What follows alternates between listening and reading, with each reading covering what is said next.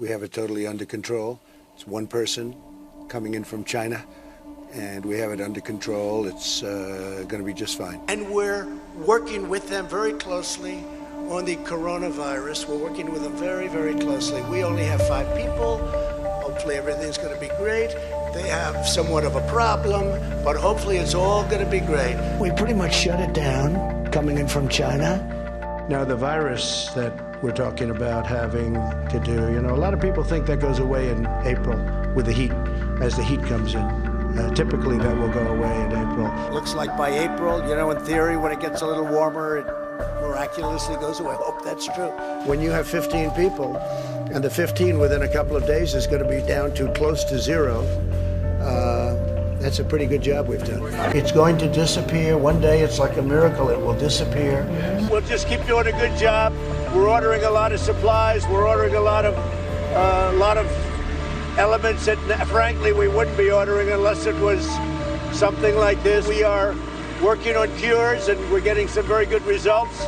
In the early stages of the foreign outbreak, I ordered sweeping travel restrictions to prevent uncontrolled spread of this disease. I took a lot of heat, and that decision has been now given very good grades, like an A+++. I think the 3.4% is really a false number. Now, this is just my hunch.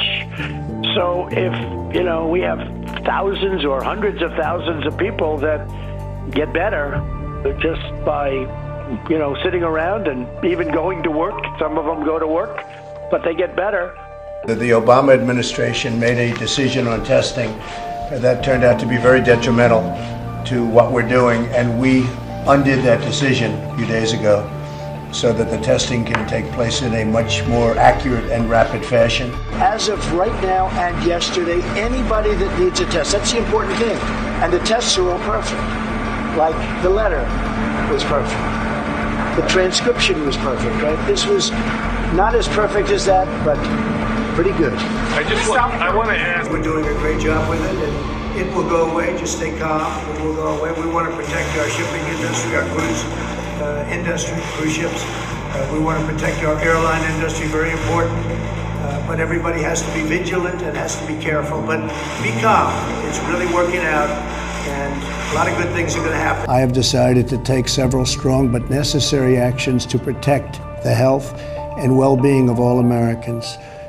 To keep new cases from entering our shores, we will be suspending all travel from Europe to the United States for the next 30 days.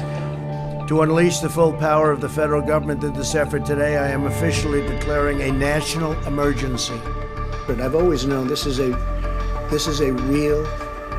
pandemic. I felt it was a pandemic long before it was called a pandemic. All you had to do is look at other countries.